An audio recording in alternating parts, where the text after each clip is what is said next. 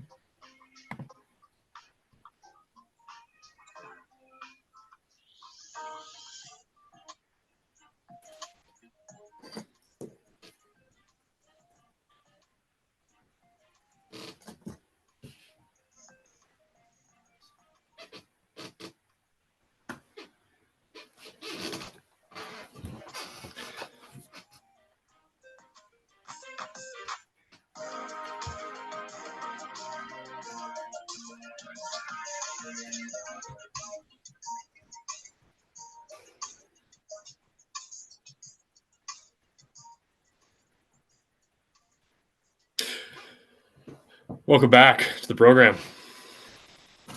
Great to be back, Richard. Great to see you.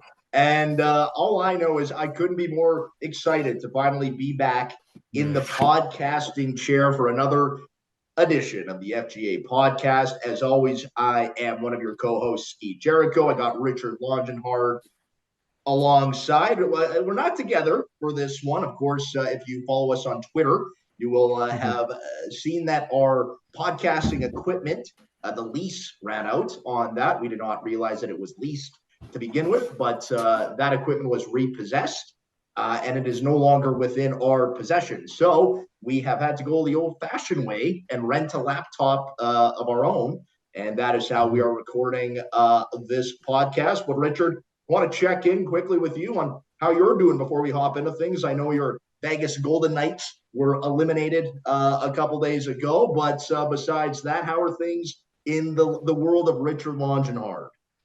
Well, I feel for my captain, Mark Stone. How hard he worked to get back will haunt me. Other than that, I could not be more excited to get into another phenomenal golf season, particularly with the greatest league in the world, the FGA. This one, like the 8 others before it, will just keep getting better. I have no doubts about that. Yes, completely agreed on all fronts. And I think to the point of the greatest golf league in the world, let's take a step back and take a quick recap of what we saw in the year 2023. The last time you heard from us, we were about midway through the 2023 season. So still a lot of golf had to be played to figure out who was going to be your Crocodile Cup champion and who was going to win the final 2 majors of the year. And the victors of those final 2 majors at the Lakeview Classic were Brett Davis and Braden Brown. Of course, Davis finally crossing the Rubicon and winning his first major title. And then he followed that up with another major championship at the Crystal Ridge Open, which was played at TPC Douglasdale. And he won that one alongside Drew Kavanaugh. Connor Thompson did end up winning the Crocodile Cup, which raised a lot of eyebrows considering he only won 1 major. But nonetheless, he did walk away with the Crocodile Cup. But that is really how the rest of the 2023 season played out. Richard, was there anything in particular in that second half that stood out to you as maybe something we could look at for a potential trend coming into the 2024 season? Well, I think a couple of things stick out. I think the league saw how the competition seemed to peter out a little bit near the end of the major season. They've made changes to that going forward. The co-commissioners have done an excellent job in keeping up with the times and understanding what the people want. In that same vein, I'd call the Crystal Ridge Open at TPC Douglasdale a sham. And I am advocating and I'm campaigning for any records of past winners at the Crystal Ridge Open, whether it be at Crystal Ridge or at TPC Douglasdale, to be scrubbed from the record books. That's my stance on it. It's a hill I'll die on. Your thoughts, Skeet, on that? I think the last Crystal Ridge Open specifically should Mm, be scrubbed. I think all of them, the maybe rules all of scoring committee did just an absolutely atrocious job of setting up that them. major to the point where it wasn't remotely close at the end. It had no drama. Mm, Players were disinterested, fans were disinterested, and just overall a real shame to end the 2023 season that way. And that falls solely on Joel Pickering and Braden Brown, who were running the rules and scoring committee at that point. And well, I don't know what you're going to I, say. I would say the event started to lean into a little bit. There were some takeaways from that event. I'd say music was playing for one, sparse crowds. Does that remind you of anything? Yes, the Corn Ferry Tour. That's right. Not a good tour. No, no. If it was good, they'd be on Live. They'd be on Live if they were good. That's So, right. That's right. um, but those are all We poor men's tours compared to the FGA circuit. We need to remember that. And for the a major championship to play out the way that it did at TPC Douglasdale, it was embarrassing. And I do Mhm. believe, in my mind of minds, Brett Davis is still only a one-time major champion. Correct. I would again. This is a hill I'll be willing to die on. One-time major champion, and if you want to keep going back, we can start to look at that at the Lakeview Classic as well, and see how legitimate it might have been. We won't go there here today. Maybe another time. You asked about trends for 2024. Yes.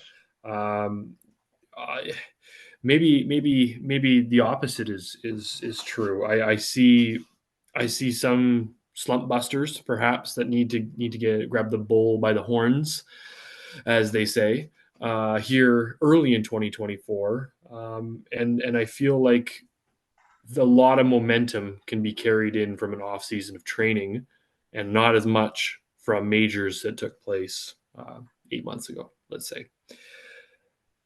Will I say winners at the FGA Challenge maybe have a leg up going into the 2024 season? That would lend some viability, certainly.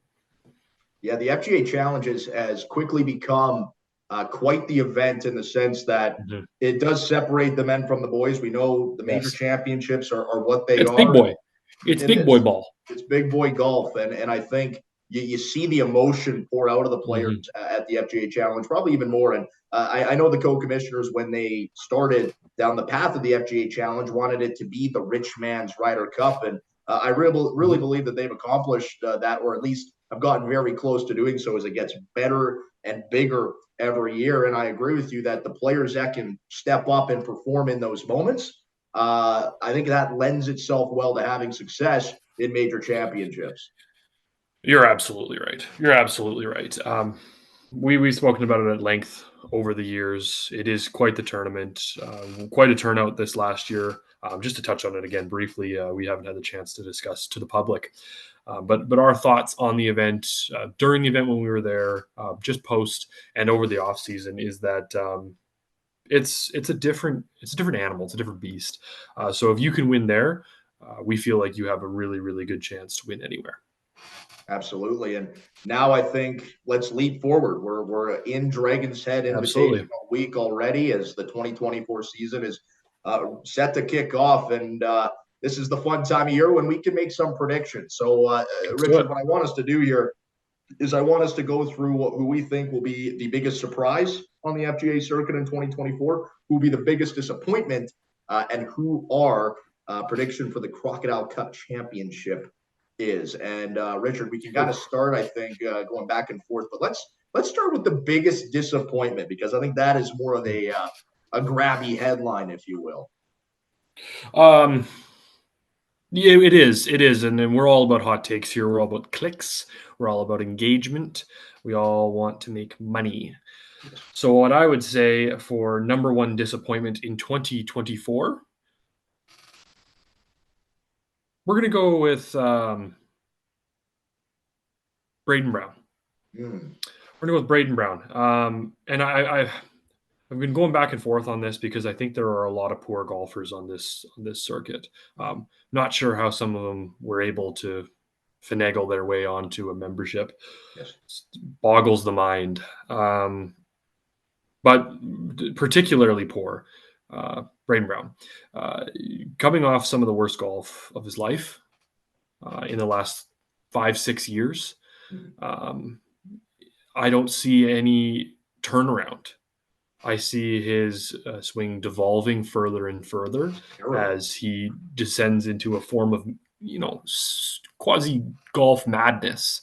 Um, he's restricted himself to a cave-like lab, I believe it's been referred to. Um, it's just utter insanity, and it just seems to be trending in just horrible directions. I'd say maybe he isn't the biggest disappointment then, as a result of my comments, but I think a lot of people are very high on Braden Brown and his illustrious collegiate career. Look where we are now, folks. We need a very hard look in the mirror at the player he is today. Yeah, and those, you know what, I think those are all very valid points, and I think the other thing we need to keep in mind here when we talk about him essentially, locking himself in this dungeon-like lab is he's a father. He has a young child, and maybe he doesn't become the biggest disappointment on the FGA circuit this season. But let me tell you this: he's certainly the biggest disappointment in the eyes of his wife, who pretty heavy with his priorities and in life. And he's just one of those guys too that rubs you the wrong way. And I think that also goes into That's what she. the belief that he is going to be disappointing this year, and you're kind of hoping for it. You're kind of hoping for that. I think even his role on the FGA Rules and Scoring Committee.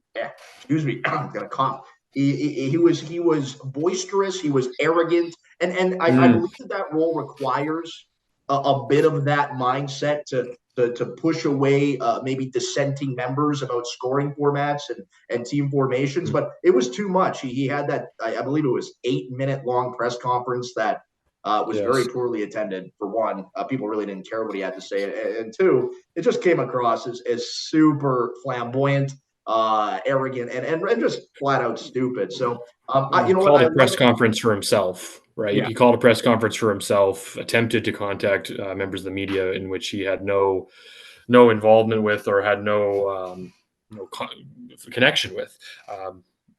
Strange. Again, when we talk about madness, we talk about a person losing their mind. These are the types of things that occur. yeah. Disappointing. So are we in agreement? Are we in alignment? I just for the listeners because they do value our opinion so much. I'll pick another one. I do like your pick. I Braden think Brown. that's an easy thing to do, is to pick another disappointment out of this group. Yeah, agreed. And that's where I will shift my attention to a player that, in my eyes, has become vastly overrated over the last Mm. couple of seasons. He started to win more, good for him, Mm. but we can't forget the disgusting, record-breaking losing streak that he once had, and that is Jonah Brown-Hosey. And I think Yeah. Brown Hosian's riding a bit of a heater through 2022 and 2023, riding a hot putter. But the sustainability models hate him.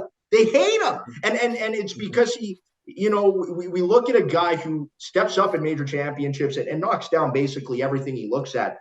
But if that disappears, the ball striking isn't good enough. He's not sexy enough, right, for the fans to really get behind him. I like the guy. I think he's a really good person, but I just don't see him continuing down the path of success that we've seen over the past couple of years with Jonah Brown-Hosian. So for me, I think he's going to be a disappointment in 2024. I agree. I'm going to rattle off a couple more disappointments. I feel like we're riding a good wave here. Josh Mercier, a lot of people coming in touting him as the next thing, the next rookie startup. Um, Sucks. don't see it. It's Watch terrible. the tape. El Hazel, are you kidding me? Never seen anything like it. He hit about 7 in a row at Dragon's Head last year as an amateur, and then they said, That's "Oh, he rebounded unbelievable. at McCall." You can never get that image out of my mind. It was that pathetic. It was that bad that the Well, the pants hosel, hide the man. yeah, yeah, there you go. And the hosel actually had a wear mark on it of his 56 degree wedge. It was that horrific. So yeah, love that pick. I believe it was a record number of lost balls at Mhm. Dragon's Head. Yes, he broke That's a lot of records for the wrong reasons that day. agreed. Um, Another quick disappointment, if you would oblige. We're going to go right to Drew Kavanaugh. Mm. I think he flies under the radar a lot of the time. I think he's consistently ranked among one of the best golfers on this circuit. But Have we the seen that? guy, the guy doesn't have the killer instinct. He doesn't. Not a killer. Not a killer. Doesn't really have the mental fortitude, I would say, to be able to get the job done when it counts. And Yeah, we've seen there's that time and time and time again. Where is he ranked in the power rankings versus where does he finish? And we know those power rankings are legit. So what we need to understand about him is try to get on in his brain. Maybe he needs to see someone about this. Yeah, and the rumor was that in the off season he started another job, and many Mm, believe that it was a way to almost reset. Even though he did win the Crystal Ridge Open at TPC Douglasdale, I think he recognized, like we did, that it was a sham of a major, and he really did not have yep, the 2023 correct. season that he was hoping for. So I agree with you. I think we got to see more from Kavanaugh because I do think he gets touted as this quote unquote killer, but we haven't seen that, and prove us wrong, Drew. But I don't think he will. Yep, I completely agree. So before we get too far in the disappointment bin, I think that about sums up the lowest of the lows on the FGA circuit. Agreed. And we'll now move to who we believe will be our biggest surprises of the 2024 season. And Richard, I'll kick us off. For me, the biggest surprise will be Jonah Brown Hosian. It'll be surprising how horrible he is. That is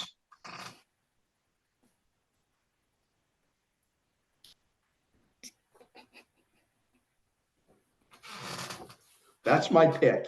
And it's sorry, having some technical difficulties there. Zoom cutting out a bit, but I think he's going to shock a lot of people for the wrong reasons, and I do believe that it will be flat out surprising how bad he will be in Mm. 2024. Will it be that surprising though, considering he holds the record for longest wins between majors? Maybe it's surprising because we forget about it. Yeah. Maybe it's surprising because he goes on a little bit of a run due to some flaws in the scoring system, I would say, Braden Brown.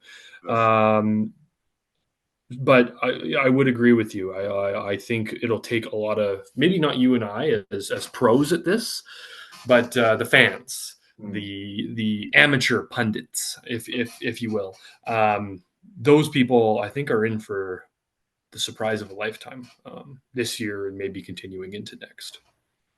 Yeah, absolutely agreed. And I think I'm very curious here who your biggest surprise of 2024 will be in your mind.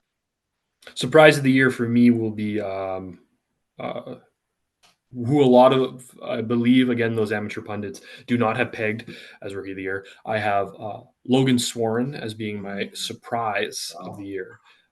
I have him winning multiple majors. Wow. It's going to be very tough to do, bowing out of the first one.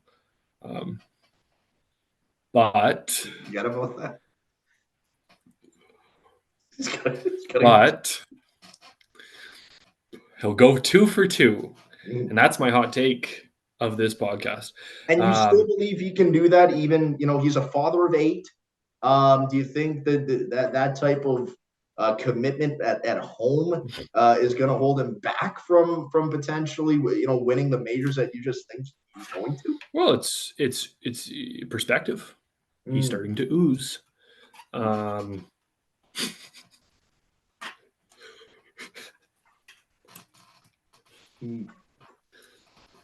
He understands life's big questions. Such as How how how to hit a golf how to shot hit a while clutch. wrapping a diaper. Either Well, way, it's those I'm told those things are very similar. man, if you can do one, you can do the other, according to I many. agree. So that is a great pick for biggest surprise. Now let's move on. And the next question I'm going to ask you is who your pick is for the Crocodile Cup in 2024. Mhm. But first off, we mentioned both rookies in passing there a little bit. Who do you believe will win the Rookie of the Year in 2024 between Josh Mercier, the Shank Master, or Logan Swarn, the father of 12? Well, it'd have to be Logan Warren winning as I've predicted the back two majors of this year. Um, I don't believe Josh wins a major this year, so it'd be Ever. a pretty easy pick between those two for 2024 in particular. Yourself?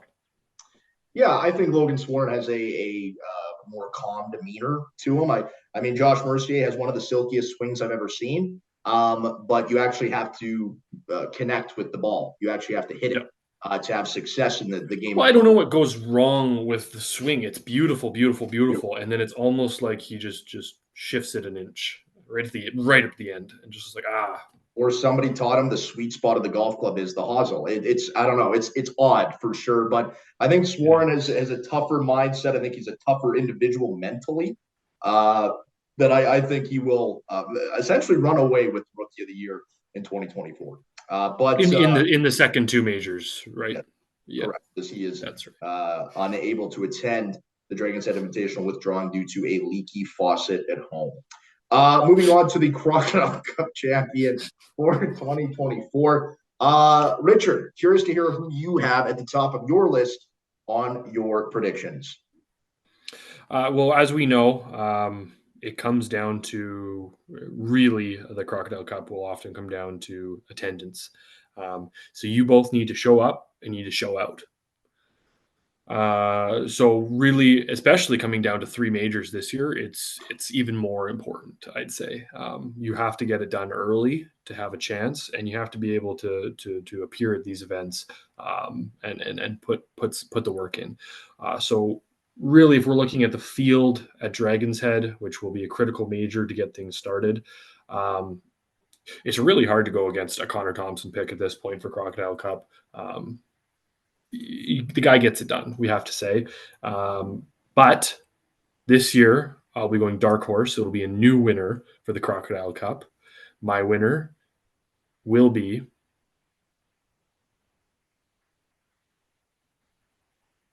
Braden Brown. Do you want to maybe think back to what you were talking about 7 minutes ago before locking in that pick, or you good? My winner is Braden Brown. He will be the biggest disappointment, but that's just how high his floor is, you think? Well, I think that if I'm covering my bases here, so he either is or he isn't. That's that's why people listen, right? The Switzerland of Well, tapes. it's excellent. What we can do now is we clip and we. So what people do, they just take both sides and you just soundbite the side that wins. Yeah, well, I appreciate. I like that. I think that's actually a horrible pick. But my pick for the 2024 Crocodile Cup this year, we were just talking about, is he a killer? We don't think so, but I think he proves it this year. I think Drew Kavanaugh will win the Crocodile Cup for the first time in his career on the FGA circuit. I do believe in his talent. If he can prove to us early on in 2024 that he can close the deal in big time moments, even though he is a time major champion winner. I haven't seen it in a while in a tough field, a full field. But I think this Yeah. year, I think we see it, and I think he wins the Crocodile Cup. I think two things there. One, I'd say that you are definitely going against what you said about 7 minutes ago. So I think if So, you want to play this game, let's play this game. Secondly, I agree with you. I would say that he's a pretty good skill set to do it, absolutely. And it's just about the mindset. I think if he chooses to go out there and win, he's going to win. yeah. The issue that Drew's had in his career on the FGA circuit is consistency. Mhm. Consistency of performance, major to major. He's had a tough time stringing it together. So you see him get the mental part of the game together, much like, let's akin to maybe a Scotty getting the putting part of the game Uh, together. We could see a Scotty-esque run yes, out of Drew. absolutely. I believe that. Absolutely. I agree with that. So great predictions there for the Crocodile Cup. I think now we can, do we want to go through predictions for each member? I mean, I don't want There's to too talk about many of them. I don't want to talk about the unimportant ones. It'd be basically like Mhm. telling PGA Tour fans what we think Luke List is going to do this year. Yeah. So I'd rather us not. So we'll move on to the Dragon's Head Invitational. We have made it to the week of the Dragon's Head Invitational. Will be taking place on Saturday in Edmonton, Alberta, at the Dragon's Head Golf and Country Club. Of course, lots of buzz around the renovations that new course superintendent Clay Musgrove implemented in the off season, and lots of people raving about what those changes look like, who have already arrived on site there for this week. But Richard, I'll go to you here first on who do you think is going to win the Dragon's Head Invitational on Saturday? I think it's the co-commissioners championship to lose. Mm. I think they both come in with a ton of experience, understanding what it takes to win 1 and 2 in majors all time. Um, it's a good field, certainly. It's a solid 2-wave field. We I believe that there are some weak spots in about every other team, but the co-commissioners. Um, I'll take them at, I believe, based on the power rankings, at plus odds, Yeah. essentially. Um, so to me, that's like taking candy from a baby. There's some value there. And I'll go a little bit against you on this one. I really like the team of Braden Brown and Brady Ketcher. I think that they have a lot of differences in their games that actually helps in a format like this, and Yep. very close buddies. But the one thing that does concern me is I was able to acquire a soundbite from Brady Ketcher that is believed to be him talking Wow. about his teammate this week, Braden Brown. So I'll just Wow. play that for us. Let's hear that. Yeah.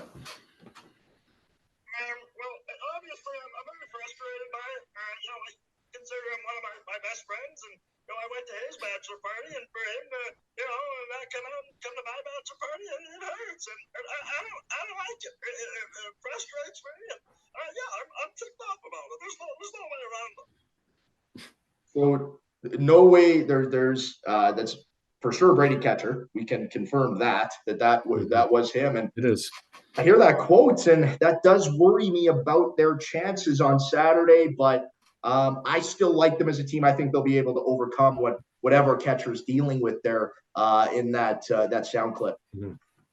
I think if they start well, it's it could be a runaway, but a couple of mishits early, and some of that outside noise, some of that exterior stuff starts to creep in, the doubt starts to creep in. They could be in for a wild ride, but I agree with you. They got off on a good foot early, get some optimism, get some positivity out there. Absolutely. Well, I think that's all we wanted to cover in our 2024 preview podcast of the FGA Circuit. Richard, it is a pleasure as always to sit here and do these with you. Hopefully, we can get a lot more out onto the market this year. Any other closing remarks that you want to make before we take off? I just want to wish all the competitors best of luck this year, and you, the viewers, make this show. So keep watching. Please keep watching. Thank you, everybody, for listening to another edition of the FGA podcast, and you'll be hearing from us again very soon. Bye bye for now.